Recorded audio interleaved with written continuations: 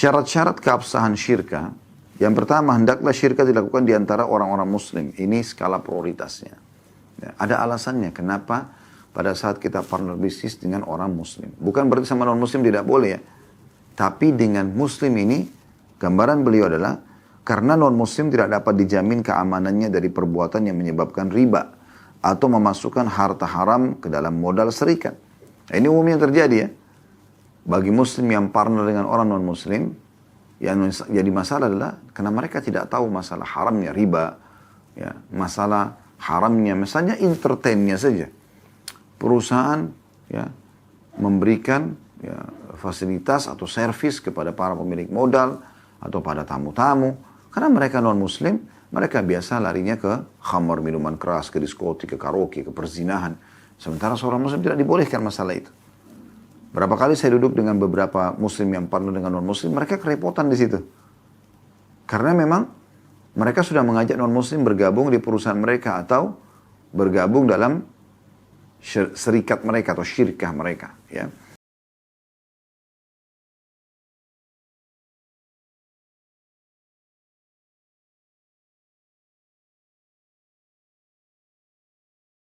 Assalamualaikum warahmatullahi wabarakatuh. Alhamdulillah, wassalatu wassalamu ala rasulillah. Segala puji dan puja kehadirat Allah subhanahu wa ta'ala, juga salawat dan taslim kepada Nabi besar Muhammad sallallahu alaihi wa ala alihi wa sahbihi wasallam. Kita akan masuk teman-teman sekalian pada kesempatan ini di pasal keempat tentang masalah beberapa jenis akad. Yang pertama adalah akad kerjasama atau serikat atau dalam bahasa agama kita, bahasa Arab syirkah. Jadi Islam membolehkan saudaraku seiman dua orang atau lebih untuk bekerja sama dalam satu hal, ya, dalam pembagian, nantinya dalam pembagiannya, apakah itu pembagian saham kalau perusahaan atau dalam pembagian hak-hak waris, ya, misalnya ada orang yang dalam syariat Islam karena dia bersaudara mendapatkan hak gabungan waris misalnya. Maka ini semua dibolehkan dalam Islam, tentu dalam koridor yang dibolehkan oleh Allah subhanahu wa ta'ala. Dan selama Anda partisipasi bersama dengan saudara-saudara Anda atau dengan teman-teman, ya, dan Anda jujur, Anda tidak melanggar agama Allah subhanahu wa ta'ala, maka Allah akan selalu bersama dengan Anda.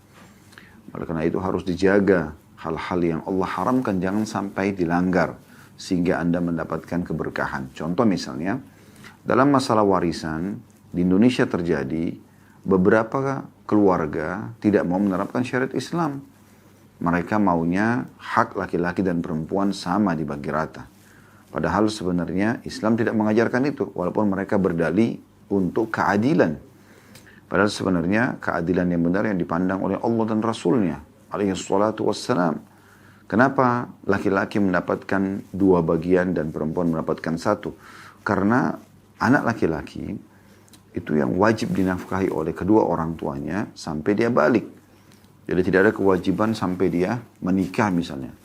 Kalau ada orang tua yang terus saja membiayai anak laki-lakinya sampai selesai kuliah misalnya, sampai pernikahannya, bahkan setelah menikah pun ada banyak yang disubsidi dan dibantu, maka ini adalah perbuatan baik dari kedua orang tua, tapi bukan kewajiban. Kewajiban orang tua hanya sampai balik saja.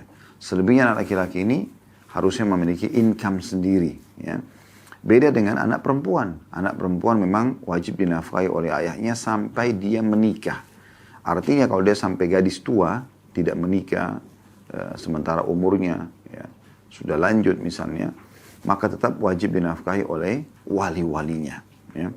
Jadi ini alasan pertama kenapa laki-laki ya, memiliki dua hak warisan. Kemudian juga setelah menikah, maka anak laki-laki punya kewajiban menafkahi istrinya, ya, menafkahi anak-anaknya. Sementara wanita tidak. Sekaya apapun wanita tersebut, pada saat dia sudah menikah, maka suaminya menafkahinya. Artinya kebutuhan pokok dan dasar dibiayai oleh suaminya dari makan, minum, pakaian, tempat tinggal, transportasi semampu suaminya. Ya, jadi kecuali dia sendiri yang menolak haknya, misalnya dia mengatakan, udah saya sudah punya kemampuan, tidak usah diberikan nafkah misalnya. Dia gugurkan kewajiban suaminya, maka itu kebaikan juga dari dia. Tapi intinya, laki-laki membiayai istrinya. Begitu juga dia membantu orang tuanya, dan siapapun di bawah naungan dia, seperti saudarinya, saudaranya, ya, pamannya, dan seterusnya. Itu masuk dalam hal kewajiban dia, gitu kan. Tapi kalau kaum wanita tidak ada kewajiban dalam hal ini, tergantung daripada kemampuan dia setelah menikah ataupun izin dari suaminya. Nah, jadi perempuan dalam dua keadaan, sebelum menikah dia aman karena dia dinafkahi oleh ayahnya, setelah menikah juga dia aman dinafkahi oleh suaminya. Sementara laki-laki sampai balik dia dibiayai oleh orang tuanya, selebihnya sudah bukan kewajiban lagi. Dan seterusnya dia harus membiayai diri dia, membiayai orang tuanya kalau orang tuanya tidak mampu, dan membiayai nanti istri dan anaknya pada saat dia sudah berumah tangga, berstatus suami dan juga berstatus ayah. Ya. Jadi jangan sampai teman-teman sekalian kita melanggar hukum Allah Subhanahu Wa Taala hanya karena hawa nafsu kita saja. Ya. Kita berdalih bahwasanya kita adil, seakan-akan Allah Azza wa Jalla dan Rasulullah Sallallahu Alaihi Wasallam tidak adil. Ya. Ini contoh. Begitu juga dalam hal syirkah dalam perusahaan, saham. Ya. Tidak boleh ada riba, tidak boleh ada kezaliman. Ya. Tidak boleh misalnya seseorang memberikan harta dia, si A sama si B, atau si B memiliki ide, si A punya uang. Kemudian si A memberikan modal kepada si B, lalu mematakan misalnya, saya memberikan kepada kamu sekarang 100 juta rupiah, dan saya harus menerima 10% setiap bulannya dari uang saya, dari uang ya. Dari 100 juta, berarti 10 juta tiap bulan. Dipatok sama dia seperti itu, rate-nya. Maka ini zalim, tidak boleh. Karena belum tentu pendapatan 10%, gitu kan. Atau bisa saja lebih daripada itu. Tapi umumnya sih perusahaan kan naik turun ya. Maka ini mirip dengan meminjamkan uang, masuk dalam bab riba.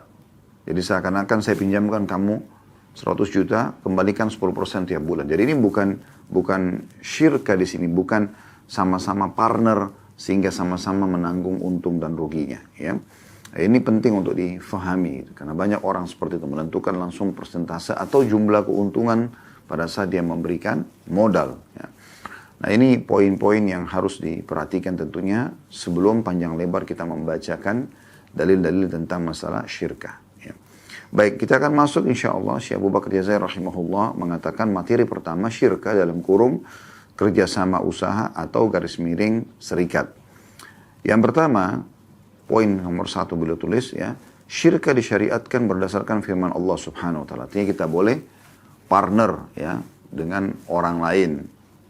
Secara umum dulu dalilnya ya, adalah firman Allah Subhanahu Wa Taala dalam surah An-Nisa ayat 12. Ini berbicara tentang masalah ya, syirka atau adanya hak bersama dalam warisan. Dalam surah An-Nisa ayat 12. Bunyinya a'udzubillahi minasyaitonirrajim fahum syuraka'u fits thuluth. Maka mereka bersekutu dalam sepertiga itu. Ya, ada beberapa hak ahli waris yang mereka bersekutu di sepertiga, 2/3 dan seterusnya. Ini ada bahasan sendiri dalam bab warisan tentunya. Tapi ada saksi bahasan kita, firman Allah SWT, fahum syuraka. Syuraka jamak daripada ya, syarika. Atau syarikah. Ya. Kemudian firman Allah SWT juga dalam surah Shad ayat 24, bunyinya, a'udzubillahi minasyaitonirrajim, wa inna katsiran minal khulata'i la yabghi ba'duhum ala ba'd. Dan sungguhnya kebanyakan dari orang-orang yang berserikat itu sebagian mereka berbuat zalim kepada sebagian yang lain. Sudah kami kasih contoh tadi. Dia sebenarnya niatnya ingin bisnis, tapi dia tanpa dia sadari atau dia sadari pun dia masuk ke bab utang piutang yang dia maksakan partnernya untuk membayarnya, gitu ya. Padahal sebenarnya belum tentu perusahaan untung. Tapi kalau dia masukkan modal, dia siap untuk rugi dengan modal yang sedang dia masukkan itu. Juga nanti bagi hasilnya dari hasil yang didatangkan oleh modal tersebut, maka ini insya Allah tidak masalah ya. Berapapun misalnya dari 100 juta itu datang, misalnya datang 10 juta rupiah. Kemudian mereka sepakat persentasenya 50-50%, 60-40, 70-30, 80-20%. Itu hak masing-masing mereka sepakat. Dan itu sudah sama-sama ridho, maka tidak ada masalah. Kemudian dalam hadis Nabi SAW, dalam hadis Qudsi, ya, Rasulullah SAW menyampaikan tentang firman Tuhannya, Yaqulullahu ta'ala ana thalithu syarikaini ma lam yakhun ahaduhuma sahibah. Allah yang maha tinggi berfirman, aku menjadi pihak ketiga dari dua orang yang berserikat, selama salah seorang dari keduanya tidak mengkhianati sahabatnya atau mitranya. Hadis ini tentu ada di footnote-nya ya, diriwayatkan oleh Abu Daud di nomor 3383. Hadis ini disahihkan oleh Al-Hakim, Anda bisa lihat di footnote situ, jilid 2 halaman 60. Adapun lafaz lengkapnya adalah fa idza khanahu kharajtu min bainihima. Dan Allah pun berfirman, jika ia mengkhianati partnernya maka aku keluar dari keduanya, yakni menghilangkan keberkahan dari harta keduanya. Hadis ini agung sekali ya. Berarti kalau seseorang, tadi sebagaimana saya jelaskan di pembukaan, kalau seseorang itu ikhlas dia berpartner, ingin mencari keuntungan halal, atau pada saat dia mendapatkan partnernya secara syar'i dalam warisan, kemudian dia berlaku adil, maka Allah subhanahu wa ta'ala akan berkahi. Tapi kalau salah seorang di antara mereka berbuat zalim, sudah di warisan misalnya memaksakan harus perempuan sama dengan laki-laki haknya, sehingga akhirnya anak laki-laki terzalimi, ya, keluar daripada koridor syariat, atau misalnya dalam hak bisnis tadi memberikan modal lalu memaksa harus dikembalikan sekian setiap bulannya tanpa mau tahu untung atau ruginya perusahaan tersebut, seperti umumnya banyak orang-orang rentenir yang mengutangkan uang sehingga masuk dalam bab riba yang merupakan salah satu dari induk dosa besar, ya. Ini harus diperhatikan baik-baik, dan sudah kita jelaskan tentang masalah riba ya, tentang bahayanya riba itu. Bagaimana hadis Nabi SAW sangat tegas, kalau riba itu 73 tingkatan. Nah, yang paling rendahnya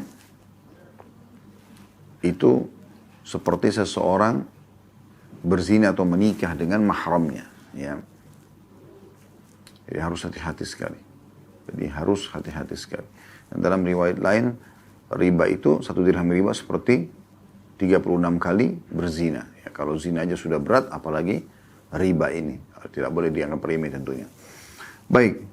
Juga sabda Nabi SAW di dalam sebuah hadis diriwayatkan oleh Ad-Darul Qutni, jadi 3 halaman 35, yadullah, kata Nabi SAW, yadullahi ala syarikaini malam yatakhawana. Tangan Allah di atas dua orang yang berserikat selama keduanya tidak saling mengkhianati. Tangan Allah di atas kedua orang yang berserikat selama mereka tidak saling mengkhianati. Ya. Kalau ada orang yang berkhianat, maka secara umum pastinya ya, yang dikhianati akan diberikan rezeki oleh Allah Subhanahu wa taala, dan yang berkhianat akan dihukum oleh Allah Subhanahu wa taala. Ini banyak orang luput gitu. Kadang-kadang dia ingin menipu, dia ingin manipulasi data, dia ingin apalah ya, merekayasa keadaan. Dia lupa kalau dia punya Tuhan yang Maha mengawasi. Allah punya cara untuk membongkar kejahatan-kejahatan, kezaliman-kezaliman yang ada, dan itu untuk membongkar kejahatan perbuatan ini supaya jangan ada yang mengulanginya, sekaligus memberikan peringatan kepada pelaku kezaliman agar dia berhenti dan mengembalikan hak orang yang terzalimi. Ya. Dan ini juga sekaligus ya, ada tambahannya, memberikan gambaran bagaimana ya, orang-orang yang terzalimi tidak perlu khawatir. Karena Allah punya cara, sehebat apapun seseorang itu mengatur sebuah makar, ya, sebuah upaya, sebuah program, planning, segala macam, dan akhirnya tujuannya untuk menjatuhkan orang lain, maka Allah bisa membalik keadaan tersebut. Cukup banyak contoh-contoh dalam kehidupan kita tentunya, dan mungkin bahkan ada di antara kita yang pernah mengalami hal tersebut, dan bagaimana Allah Subhanahu wa taala bisa seketika membalik keadaan, menghinakan orang-orang zalim, ya, dan juga mengangkat derajat orang-orang yang terzalimi. Kemudian teman-teman sekalian, di sini ada larangan dalam hadis untuk berkhianat, ya. Jadi kita begitu jujur, bukan cuma di awal akad, di awal kita kesepakatan, tapi selama perjalanan pun. Jangan sampai nanti di tengah jalan Anda yang mengelola harta orang lain, Anda melihat keuntungan besar, lalu kemudian Anda berusaha mencari sebuah cara agar ya tidak ada lagi ya, atau berkurang haknya orang yang telah Anda sepakati dari awal. Kecuali terjadi kezaliman. Misalnya di akad itu terjadi kekeliruan dari awal, maka tidak ada masalah Anda memperbaikinya. Ya. Anda menyampaikan dengan partner Anda kalau ini ada keliru, mungkin kita perlu dulu diskusi lagi, kita lihat lagi pandangan-pandangan para ulama, nah itu tidak ada masalah.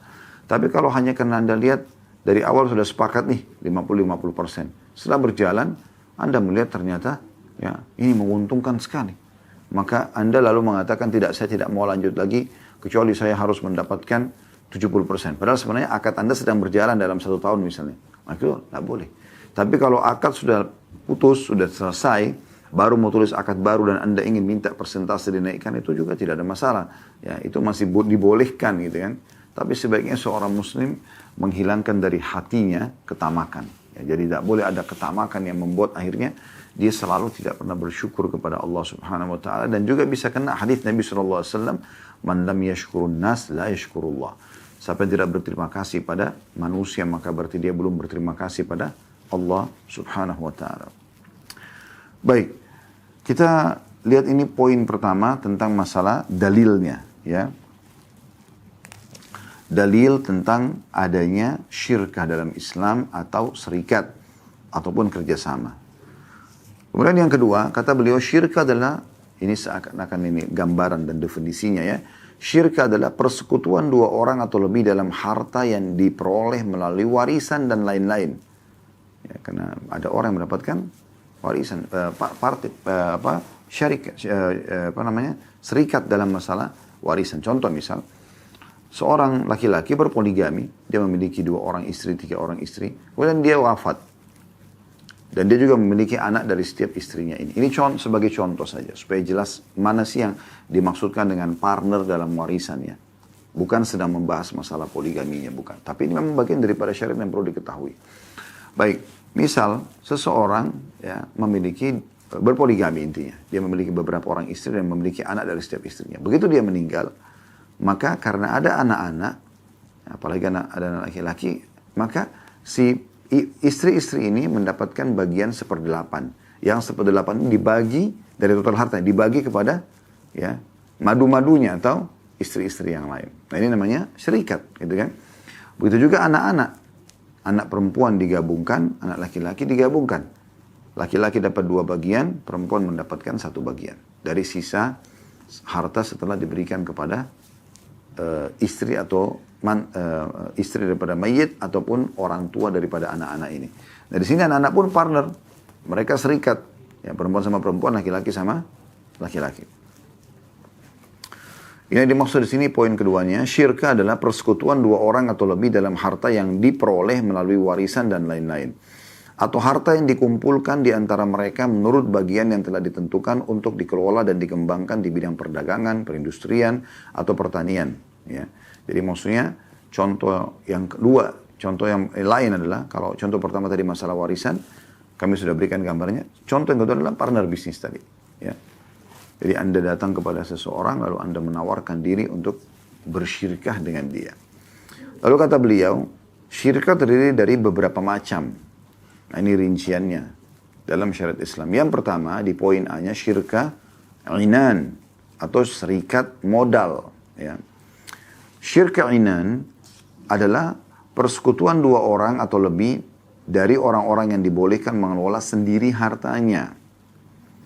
Maksudnya mengelola hartanya sendiri adalah bukan anak yang kecil. Ya, kan ada orang tuanya meninggal kaya raya nih. Dia menjadi ahli waris. Hartanya kan banyak. Tapi karena dia masih kecil, masih SD, masih SMP, SMA, belum paham mengelola hartanya, bisa ditipu oleh orang, maka ini belum boleh diajak partner, gitu kan. Dan para walinya harus menjaga amanah harta tersebut sampai anak ini berakal, kemudian diberikan harta itu pada dia. Syirkah inan adalah persekutuan 2 orang atau lebih dari orang-orang yang dibolehkan mengelola sendiri hartanya. Juga di sini masuk dalamnya, selain yang belum balik atau belum berakal, juga orang-orang yang ya, hilang akal, ya. Gila misalnya. Saya ulangi, syirkah inan adalah persekutuan 2 orang atau lebih dari orang-orang yang dibolehkan mengolah sendiri hartanya dalam mengumpulkan sejumlah modal dengan sistem pembagian yang telah ditentukan atau menanam saham dalam jumlah yang telah ditetapkan atau disepakati, yang mereka kelola secara bersama-sama untuk mengembangkannya. Kemudian keuntungannya dibagi di antara mereka sesuai dengan besarnya saham mereka dalam permodalan. Begitu juga, ini kalau mau aman ya, tidak ada kezaliman. Misalnya, nilai perusahaan itu, atau modal yang dibutuhkan 1 miliar, maka A sama B dua-duanya menyerahkan 500 juta. Berarti masing-masing mendapatkan 50-50%. Ya. Ya, karena dua-duanya di sini punya modal yang sama. Kalau misalnya si A 400 juta, si B 600 juta, maka si B memiliki 60% dan si A memiliki 40%. Kan begitu. Kalau dua-duanya memberikan modal, dua-duanya juga mengembangkan perusahaan. Ya, dua-duanya mengembangkan perusahaan.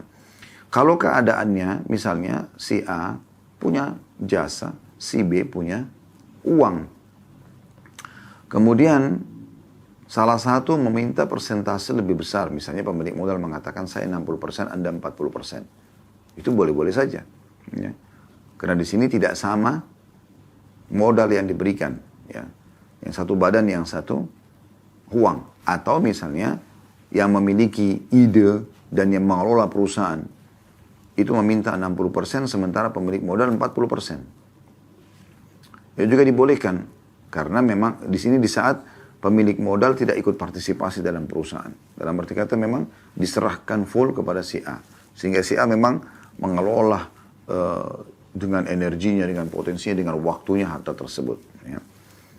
Baik, begitu juga dalam kerugian di mana mereka harus menanggungnya menurut besarnya saham mereka. Jadi kalau tahu 55% pada saat perusahaan rugi, nanggung 50%. Atau ada yang 60% keuntungan, yang satu 40%, maka berarti kerugian juga sama. Yang 60% sahamnya tanggung 60% kerugian, yang 40% tanggung juga 40%. Masing-masing dari mereka berhak mengelola syirka. Ya. Baik atas nama dirinya atau sebagai wakil dari sekutunya. Di mana ia berhak melakukan penjualan, pembelian, penagihan utang, pelunasan utang, mencari hutangan, mengajukan perkara ke pengadilan dan mengembalikan barang yang cacat. Singkatnya ia berhak melakukan segala sesuatu yang berkaitan dengan kemaslahatan persekutuan atau serikat. Jadi ini contoh ya syirka atau syarikat yang pertama. Syarikat inan maksudnya dua-duanya punya modal, dua-duanya punya hak yang setara. Ya. Persentase pembagian modal pun sama, gitu kan? 50-50% kalau masing-masing 50%. Kalau yang satu 60, satu 40 maka juga sama. Yang ini dapat 60%, hak bagi hasil yang dapat 40%. Kerugian pun ditanggung sesuai dengan persentasenya. Nah ini namanya syarikat inan. Syarat-syarat keabsahan syirka. Yang pertama, hendaklah syirka dilakukan di antara orang-orang muslim. Ini skala prioritasnya. Ya, ada alasannya kenapa pada saat kita partner bisnis dengan orang muslim. Bukan berarti sama non-muslim tidak boleh ya. Tapi dengan muslim ini, gambaran beliau adalah karena non-muslim tidak dapat dijamin keamanannya dari perbuatan yang menyebabkan riba atau memasukkan harta haram ke dalam modal serikat. Nah, ini umumnya terjadi ya. Bagi muslim yang partner dengan orang non-muslim, yang jadi masalah adalah karena mereka tidak tahu masalah haramnya riba, ya, masalah haramnya, misalnya entertainnya saja. Perusahaan ya, memberikan ya, fasilitas atau servis kepada para pemilik modal atau pada tamu-tamu. Karena mereka non-muslim, mereka biasa larinya ke khamar, minuman keras, ke diskotik, ke karaoke, ke perzinahan. Sementara seorang muslim tidak dibolehkan masalah itu. Berapa kali saya duduk dengan beberapa muslim yang partner dengan non-muslim, mereka kerepotan di situ. Karena memang mereka sudah mengajak non-muslim bergabung di perusahaan mereka atau bergabung dalam serikat mereka atau syirkah mereka. Ya. Sehingga akhirnya membuat mereka serba salah. Begitu juga pada saat butuh tambahan modal. Akhirnya non-muslim mengambil modal karena dia merasa dia juga pemilik saham. Keputusannya diambil dari bank riba misalnya. Maka dari uang riba. Misal contoh. Atau dari teman-temannya non-muslim juga yang pemabuk, pejudi. Ya, dari uang-uang ini dimasukkan ke perusahaan. Maka ini jadi serba salah. Si muslim mau keluar, perusahaan sudah berjalan. Si muslim mau menolak, modal lagi tidak ada. Bagaimana posisinya? Ya. Walaupun hal ini bisa terjadi pada muslim ya, tapi muslim bisa diingatkan, nggak boleh loh, agama Al-Quran berbicara seperti ini. Ya, Rasulullah SAW melarang seperti ini. Ya, tapi kalau non muslim sulit sekali gitu. Saya ulangi, Jadi syarat-syarat keabsahan syirka menurut beliau yang pertama adalah hendaklah syirka dilakukan di antara orang-orang muslim. Karena non-muslim tidak dapat dijamin keamanannya dari perbuatannya yang menyebabkan riba atau memasukkan harta haram ke dalam modal serikat. Kecuali jika transaksi jual belinya dilakukan oleh anggota serikat yang muslim. Maka itu tidak dilarang karena tidak terdapat kekhawatiran akan masuknya harta haram ke dalam modal serikat. Maksudnya kalau di situ ada muslimnya di perusahaan dia dan itu memberikan jaminan bahwasanya memang enggak, modal ini saya tahu kok halal dari sini misalnya. Saya pemegangnya, saya pemegang harta ini misalnya. Walaupun pemilik orang muslim, dia bisa berikan jaminan. Maka mungkin itu masih ada pintu celah terbuka. Tapi di saat tidak ada murni orang non muslim, maka ini kemungkinan besar ya pintu-pintu riba sangat terbuka. Sehingga bercampur baurlah antara energi kita, potensi kita, ya ide-ide kita dengan modal-modal haram yang tadinya idenya bagus, ya cemerlang dan memang bermanfaat dan memang bisa menghasilkan, tapi akhirnya karena modalnya haram bisa berpengaruh, ya mengeruhkan pendapatan yang kita miliki tersebut. Sementara Nabi SAW mengatakan dalam hadis yang sahih riwayat Bukhari, lahmun nabata min suhtin an-naru awla bihi. Ya, daging yang tumbuh dari harta haram maka neraka lebih pantas baginya. Neraka lebih pantas baginya. Baik, jadi berarti boleh sama non muslim tapi ada batasannya, tapi sama muslim umumnya boleh. Itu pun muslim kita harus dari awal sebelum Anda sepakat untuk syirik atau serikat, dari awal sudah harus ada kesepakatan poin-poin tentang kita kembali kepada ajaran agama Islam, ya, supaya semuanya berjalan sesuai dengan syariat Allah Subhanahu wa taala. Baik, yang kedua, syarat keabsahan syirka, modal dan bagian dari masing-masing anggota serikat hendaklah diketahui. Karena keuntungan dan kerugian adalah dua hal yang erat kaitannya dengan kondisi modal dan saham yang ada. Jadi berapa modalnya si fulan, berapa yang dibutuhkan oleh perusahaan, berapa persen haknya dia. Ketidaktahuan akan modal dan saham masing-masing anggota serikat dapat menyebabkan memakan harta orang lain dengan cara batil yang diharamkan oleh Allah Subhanahu wa taala sebagaimana tertera dalam firman Allah Subhanahu wa taala dalam surah Al-Baqarah ayat 188 yang bunyinya a'udzubillahi minasyaitonirrajim wa la ta'kulu amwalakum bainakum bil batil, dan janganlah sebagian kalian memakan harta sebagian yang lain dengan cara batil, ya. Jadi contoh misalnya banyak sekali contoh dalam masalah ini, ya, di syarat keabsahan yang kedua ini. Kalau seandainya Anda masuk ke satu perusahaan, Anda main beli saja saham yang ada di situ. Pada saat Anda beli dan Anda tidak ada, ya, tidak mengetahui tentang akad-akadnya, tidak mengetahui tentang hak persentase yang Anda dapatkan, maka ini bermasalah ini, ya. Bermasalahnya itu bisa saja di sini, ya, Anda dizalimi, atau kalau Anda di posisi pemilik perusahaan Anda menzalimi orang lain. Sementara kita tidak bisa, teman-teman sekalian, memisahkan antara ekonomi, ya, bisnis kita ini dengan syariat Allah Subhanahu wa taala. Tidak bisa. Muslim, seorang muslim harus semua lini kehidupannya dikaitkan dengan Islam.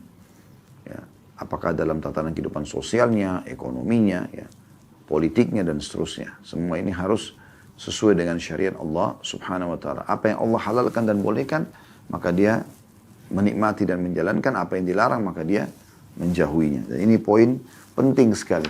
Banyak orang yang memakan harta orang lain secara batil tapi dia tidak sadari masalah itu. Ya. Dia pikir tidak ada masalah. Ya. Padahal sebenarnya akan jadi masalah. Mungkin Allah datangkan penyakit yang kronis buat dia. Mungkin Allah datangkan anak-anak yang nakal. Bahkan, ya, Syekh Ziyad Habibullah, salah satu guru kami di Jordan, pernah datang ke Makassar Tabligh Akbar. Kemudian kebetulan Tabligh Akbar itu saya yang diamanahkan. Kemudian karena beliau datang, saya minta beliau ngisi, gitu, saya terjemahkan. Salah satu adalah yang beliau sampaikan, menarik sekali. Beliau mengatakan, terkadang ada orang memiliki pendapatan haram, dia tidak sadari dari pendapatan itu Allah datangkan anak-anak dia yang akhirnya membunuh dia. Dan tujuannya karena ingin merebut hartanya. Ya, ingin merebut tahtanya. Nah ini semua ini. Orang tidak muhasabah, tidak sadar. Allah punya cara mendatangkan hukuman dari orang-orang di sekitar dia. Atau bahkan terjadi, na'udzubillah, perselingkuhan dari pasangannya, kejahatan-kejahatan, kriminal, segala macam hal. Selama itu harta halal, maka pasti akan bisa membawa ketentraman jiwa. Mendatangkan keberkahan. Karena sudah kita jelaskan dari dalilnya, tangan Allah di atas tangan-tangan para orang yang berserikat, selama mereka tidak saling berkhianat, atau tidak melakukan perbuatan-perbuatan yang diharamkan oleh Allah Subhanahu wa ta'ala. Yang ketiga, syarat keabsahannya adalah keuntungan yang didapatkan dibagi sesuai dengan saham yang ditanam masing-masing anggota serikat. Sehingga tidak boleh dikatakan keuntungan yang kita dapatkan dari kambing diperuntukkan bagi fulan, sedangkan keuntungan yang kita dapatkan dari pohon rami diperuntukkan bagi fulan B. Karena di dalamnya mengandung unsur ketidakjelasan dan penipuan yang diharamkan. Jadi kalau satu perusahaan, mereka bergerak sama-sama, di satu perusahaan itu memiliki misalnya 5 unit usaha yang dikembangkan. Lalu dia buka saham untuk semuanya. Nah tidak boleh dibagi langsung mengatakan, nah ini nanti si fulan kan ada 5 orang pemodal, masing-masing di satu divisinya. Enggak, kecuali memang dia tanam modal di divisi itu. Atau di unit itu. Kalau tidak, maka berarti seluruhnya harus dihitung. Dan dari seluruhnya bisa mendapatkan hasil bagi hasil, sebagaimana juga kerugian akan ditanggung sesuai dengan porsi daripada saham masing-masing. Yang keempat, modal yang ditanam harus berbentuk uang dan orang yang memiliki satu barang dan bermaksud menjadi anggota sebuah serikat, hendaklah ia menaksir barangnya dengan uang menurut harga yang berlaku pada hari itu dan memasukkan ke dalam modal serikat. Karena kalau bentuk barang maka tidak jelas nilainya. Sedang muamalah yang tidak jelas dilarang dalam syariat. Karena akan menyebabkan hilangnya hak dan memakan harta orang lain dengan cara batil. Jadi misalnya ada orang bilang, saya masuk saham perusahaan tapi dengan mobil saya ya. Ini mobil saya. Mobilnya mau diapakan gitu. Ya. Jadi mobil dia pribadi maksud saya. Jadi dia jual mobil itu lalu dia masukkan dalam bentuk uang. Supaya jelas gitu. Yang kelima, pekerjaan diatur menurut jumlah saham. Sebagaimana halnya keuntungan dan kerugian. Di mana anggota serikat yang memiliki saham sebanyak 1/4-nya, hendaklah ia bekerja selama 4 hari misalnya. Demikian juga jika mereka mempekerjakan tenaga kerja, maka upahnya harus diambil dari bagian mereka sesuai dengan saham masing-masing. Jadi ini tergantung keridhaan sebenarnya. Tapi kalau mau idealnya adalah kalau ada 2 orang berserikat. Di sini kita bicara betul-betul sama-sama, ya, seimbang gitu serikatnya mereka. Maka dua-duanya punya hak segala macam hal dalam pengelolaan produk, pengembangan, tadi peminjaman uang dan segala macam. Penagihan, pengajuan ke pengadilan sebagaimana tadi sudah dijelaskan di awal, maka dua-duanya pun sama di sini. Berarti mereka pun porsi kerjanya harus sesuai dengan sahamnya. 50% berarti 50%, ya. Kecuali memang ada keridhaan, misalnya salah satunya mengatakan udah nggak apa-apa karena Anda punya kesibukan lain, biar saya lebih banyak waktu di kantor, nggak ada masalah. Misal, itu nggak ada masalah. Boleh saja gitu kan.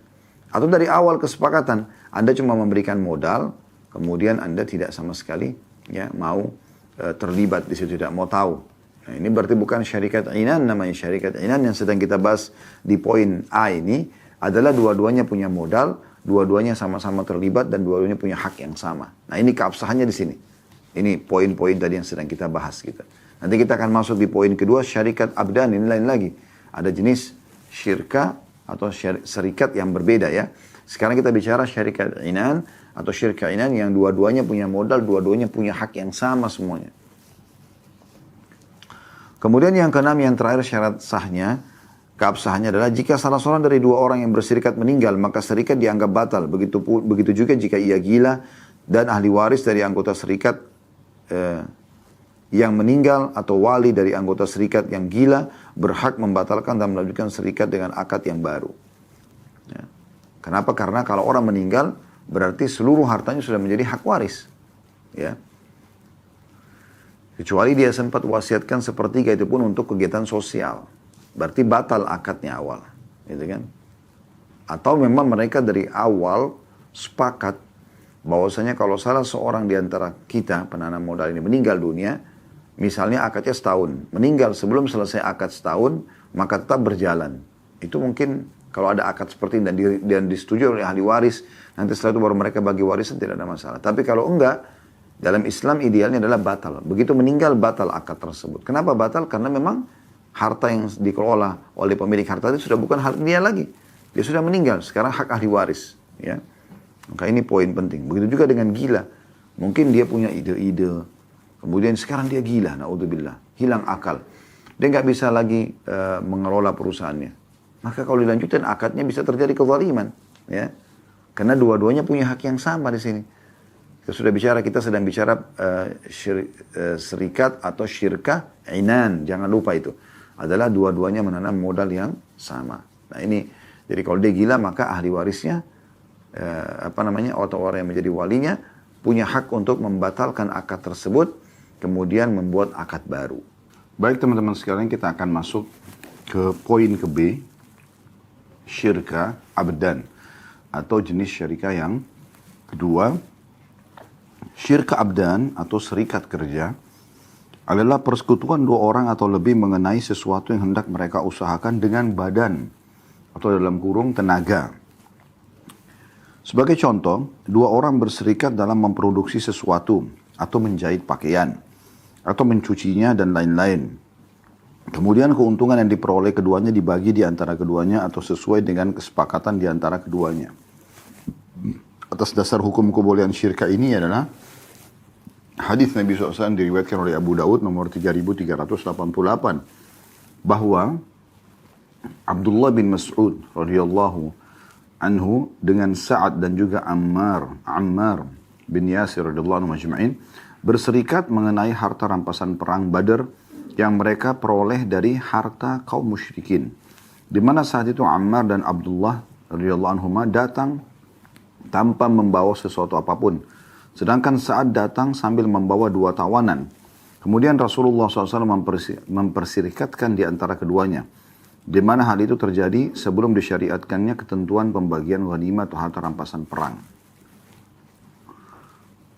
Beberapa ketentuan hukum yang berkaitan dengan syirka ini adalah sebagai berikut. Jadi sebelum kita masuk ketentuan ini, saya ingin memaparkan dulu tentang masalah jenis syirka abdan ini atau serikat pekerja. Ya. Kalau ada dua orang sepakat untuk sama-sama mengerjakan satu pekerjaan. Dan dua-duanya jasa, dua-duanya fisiknya, tenaganya. Kumpullah dua orang ini misalnya untuk sama-sama mengerjakan sebuah pekerjaan. Jahitan misalnya. Saya berikan contoh jahitan. Jahitan baju ini, ada yang satu mengerjakannya setengah pakaian, setengah jahitan. Kemudian dia pergi pulang istirahat, yang satu temannya melanjutkan jahitan tersebut. Dan mereka sudah sepakat bahwasanya ini adalah dibagi dua nanti hasilnya. Contoh misalnya. Atau dua orang sama-sama mengelola adonan kue. Misal, mereka di sini serikat sama-sama. Ini contoh saja ya.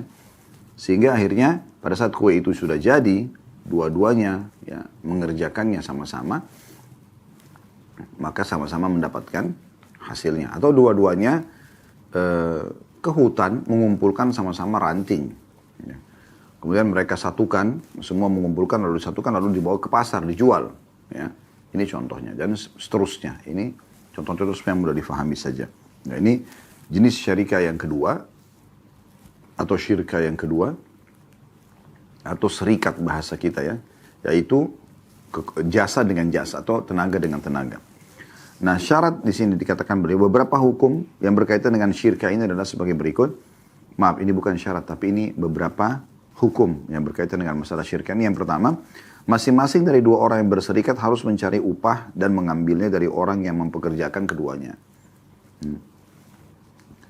Kemudian yang kedua, jika salah seorang dari dua orang yang berserikat menderita sakit dan tidak dapat hadir karena udzur, maka keuntungan yang diperoleh sekutunya harus dibagi di antara keduanya. Jadi misalnya dua-duanya sepakat nih menyelesaikan satu pekerjaan, tapi ternyata tiba-tiba ada udzur syari'inya, sakit memang. Lagi jalan, tiba-tiba tabrakan, kakinya sobek, harus masuk di rumah sakit dijahit. Karena memang dia kalau tidak sakit dia akan mengerjakan. Ini berarti tetap punya hak di sini. Kalau temannya menyelesaikan pekerjaan tersebut, makanya tadi saya bilang teman-teman, di sini tidak bisa lepas dari syariat Islam, tidak bisa terlepas juga dari masalah keimanan. Karena dengan seseorang menggunakan keimanannya, dia tidak akan pernah terbebani kalaupun dia harus berbagi lagi dengan temannya, walaupun temannya tidak sempat bekerja, gitu kan?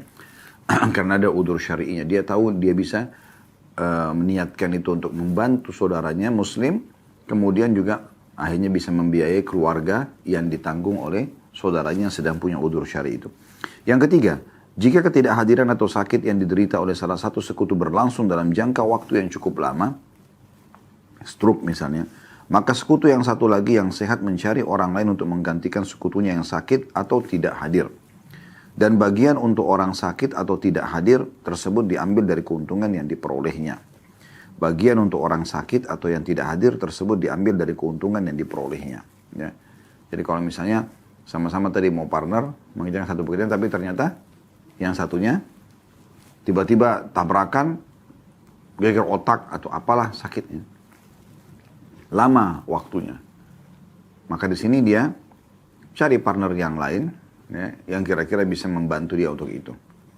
Dan kalau dia belum membatalkan akad sama yang pertama, maka secara otomatis di sini dia masih punya hak. Tapi kalau dia batalkan, ya, maka misalnya dia katakan karena Anda punya udzur, kita tidak mungkin sama-sama lagi bekerja sama, misalnya dibatalkan, maka dia tinggal cari partner baru, kemudian dia berjalan. Ya.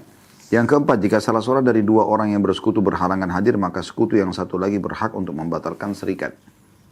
Kalau misalnya pekerjaan itu harus segera selesai, misalnya tadi membuat adonan kue, membuat jahitan, ternyata memang temannya nggak bisa datang. Ya sudah, dari awal dia harus membahasakannya. Kalau pekerjaan ini saya selesaikan sekarang. Karena kita sudah janjian jam 2 siang, Anda telat misalnya. Dan ini konsumennya sudah menunggu, contoh misalnya. Ini poin yang kedua atau jenis syirkat yang kedua itu syirka abdan atau sama-sama punya jasa saja, tenaga gitu. Yang ketiga, syirkah wujuh.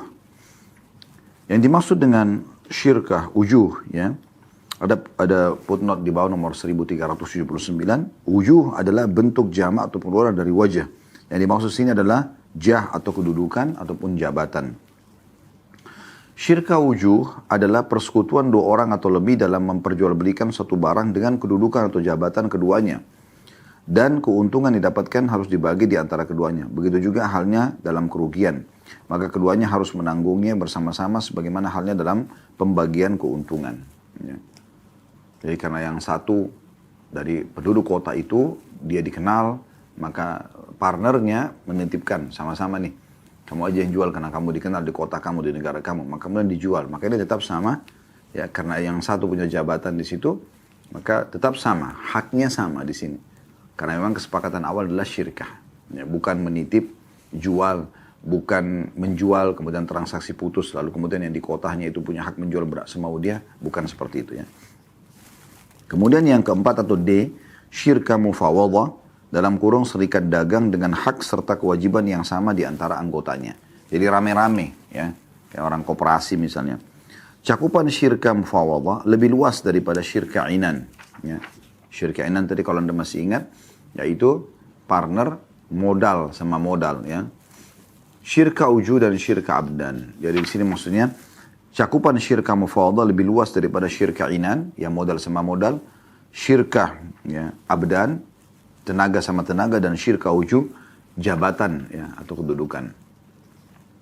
Karena ia memberi kuasa atau kepercayaan penuh kepada masing-masing anggota serikat dari dua orang yang berserikat untuk melaksanakan berbagai macam aktivitas serikat. Baik yang berkaitan dengan modal atau yang berkaitan dengan badan dalam kurung jasa kerja. Di mana masing-masing anggota serikat berhak melakukan penjualan, pembelian, bekerja sama dengan pihak lain dengan cara bagi hasil, mewakili serikat, mengajukan perkara ke pengadilan, penggadaian, dan pengiriman barang. Lalu keuntungannya dibagi di antara keduanya menurut ketentuan yang telah disepakati dan kerugian ditanggung sesuai dengan modal masing-masing. Jadi berapapun jumlah banyak anggotanya yang terlibat semuanya seperti ini, maka akan sama ya, sama hasilnya atau akan sama akadnya. Allahu a'lam. Subhanakallahumma bihamdika, asyhadu an la ilaha illa anta astaghfiruka wa atubu ilaik. Wassalamualaikum warahmatullahi wabarakatuh.